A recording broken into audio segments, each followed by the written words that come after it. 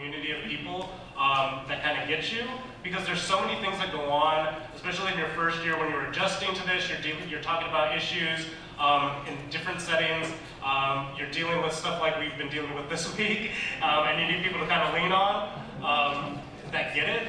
So I think that really, when you're kind of visiting schools and stuff like that, just finding the people that you kind of connect with and finding a good vibe amongst the campus is really, really key and important, because, I mean, at a certain level, you're going to get a great education no matter where you go, but it's really important to be around people that you can kind of click with and kind of lean on in the tough times. I wish someone would have told me to kind of prepare those around me and those you love, whether it be family or whoever, for what law school is, and for someone who somewhat kind of an undergrad would try to find a shortcut. Law school there's no shortcut to law school. It's the one time where you just have to do the work. You have to sit down, you have to read the cases, you have to brief the cases, you have to go to class, and there's no way around it. And so what that means is that if you used to speak to your mom every day, maybe you now speak to your mom or your dad once a week, or if you have a significant other who you're going to maintain a long-distance relationship, that is going to be a strain. Because time is very precious your first few years. And so preparing yourself for that mentally, and also knowing how you study. A lot of people will push study groups in law school, and I think it works for a lot of people, but like it doesn't work for me. I'm like a social person, so I have to be in a cubby with like walls around me, my phone on airplane, and then I can study. And so knowing that about yourself, like where it is that you succeed the most, is also very important. I am not 100% certain. I think I would definitely echo the feelings of finding a campus where you can feel like you belong, whether that is belonging in Balsa or whether that is belonging in other affinity groups, or even ones around, like working in government or working in the private sector, or a particular type of law, like fashion law or copyright. But I think sort of finding that sense of place is definitely something I would recommend. And I think one thing I had not considered that has meant a lot to me has been being able to maintain my friendships outside of law school. I have met a great many number of wonderful people at law school, but the legal community is particular in a lot of ways. It often finds a way to trip over the smaller things to make others, as Kayla said, this sort of always sorting of like, well, I understand this thing better than you, and therefore I'm better than you, and therefore please leave me alone, can be difficult. And I think sometimes it's great to, like frequently during like exams and things like that, I will just go and sit with a friend of mine who does not go to law school and just be quiet about the law. And I think sometimes knowing that you have to step out of it to be able to step back into it and be focused, be there and be present. But knowing that sometimes you gotta just power down. And I think that's something I am still trying to gain that balance, but that I have begun to appreciate more and more since coming here to NYU. So for me, one thing I didn't know that much about was clinics. And I'm not sure if I would recommend taking this into account when you're picking law schools, but I guess kind of a know thyself. If you know you're someone who's sitting in a lecture hall with 70 other students and one professor talking, and you getting to talk when you're like called out to while you're scared, it's not the most ideal learning environment for you. And the opportunity to do hands-on work with real people who need the services that you can provide, I recommend considering what clinics are at the schools that you're looking at. So NYU, in part because we're located in New York, has a wide variety of clinics. And my most meaningful academic experiences here have been through the clinics. And so one clinic that I did last year, the death penalty clinic with Brian Stevenson, who, if you haven't heard of, Google his TED Talk, you will get some light, be inspired for that. I had the incredible privilege of working with him and 7 other students, spending half of my semester in Alabama working with someone who had been sentenced to death. And we were working on his appeal. We were in very, very, very rural Alabama, like I'm scared to be driving here at night, rural Alabama, and providing a service that was deeply needed, and having the opportunity for that to be, flights and hotels and all of that were covered by the school, and I was getting course credit to do something that I would do for free, and that really enhanced my experience and my understanding of the law. And so if that's something that you're thinking about, look into the clinics that are offered at the schools that you're looking at. Thank you, guys.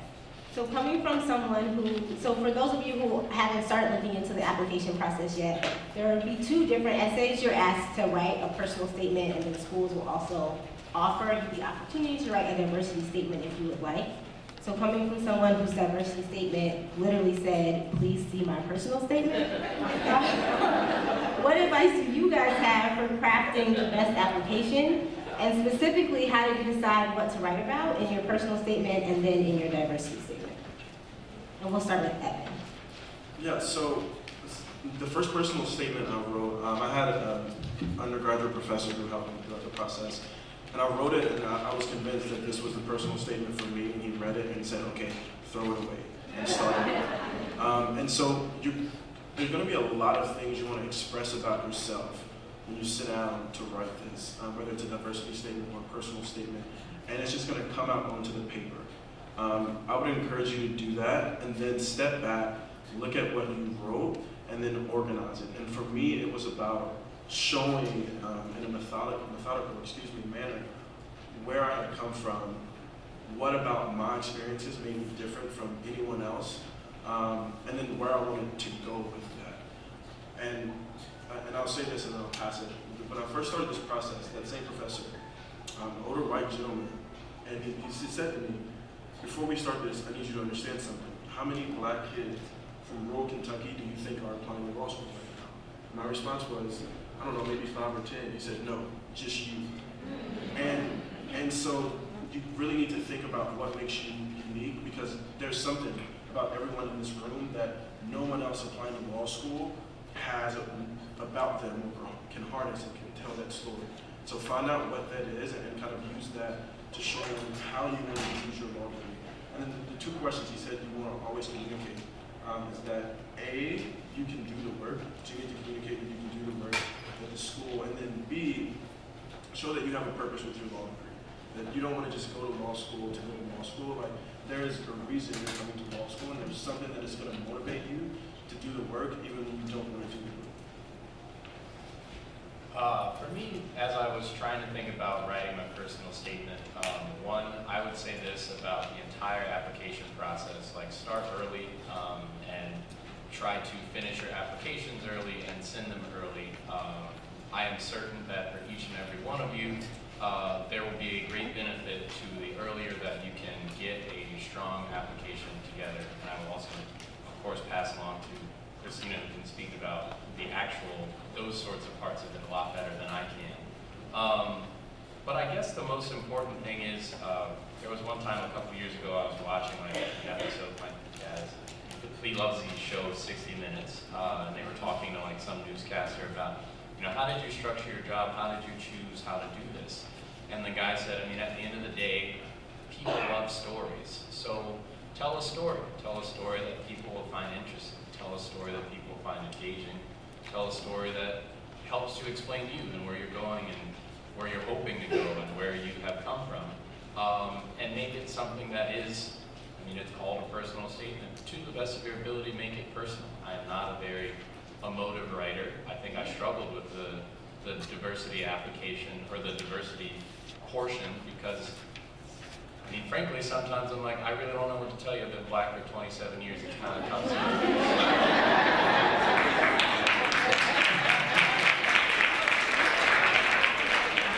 Beyond that, I don't really know how to discuss that particular part of my lived experience well. And I have many friends who are phenomenal at it. So if you have people, and I guess I need to stop talking so much, but if you have people who you trust and who you think are good writers and who you think are good communicators, ask them to look over your materials. Ask them to help you. Ask them, they will help you sharpen what you have begun with. But give them something good to work with, because that's how you get a great result.